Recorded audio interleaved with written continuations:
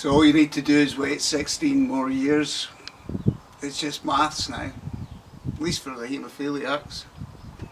16 more years, no more Scottish haemophiliacs left in Batacry south of the border. You might be dealing with angry children and angry widows, but you've got off with the worst of it, haven't you? Because every one of us that dies becomes cheaper by default. At the most you'll have to pay a widow 75%. If you're pushed, you might have to pay a child 15%. On the whole, the poor bastards will get 5%. I've always known, and then most people, once they're breathing and have got enough brains to look, that politics was a blood sport for cunts. I didn't expect to live through it. I'm surprised I continue to breathe. But I will still retain an absolute shame to be part of a country that would perpetrate such a crime.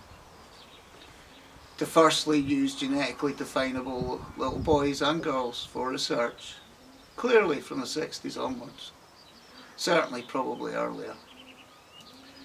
And then use a group of other victims who have varying degrees of liability, but use them to bury us in such a way as it made it impossible for them to see their own individual cases clearly.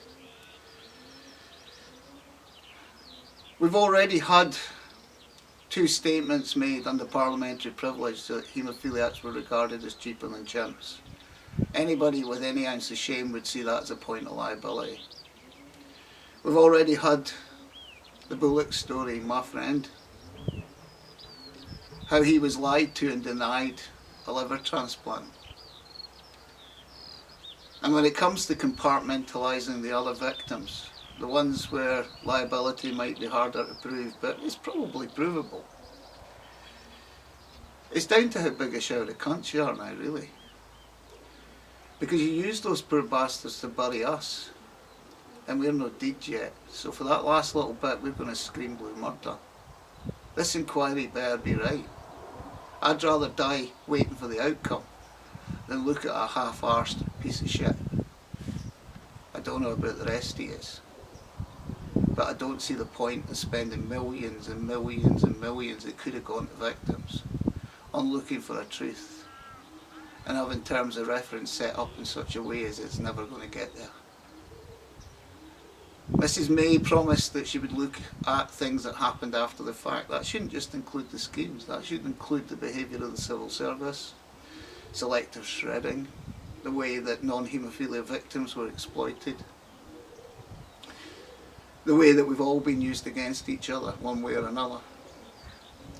The deliberate compartmentalising of payments so that each group got grumpy with the other.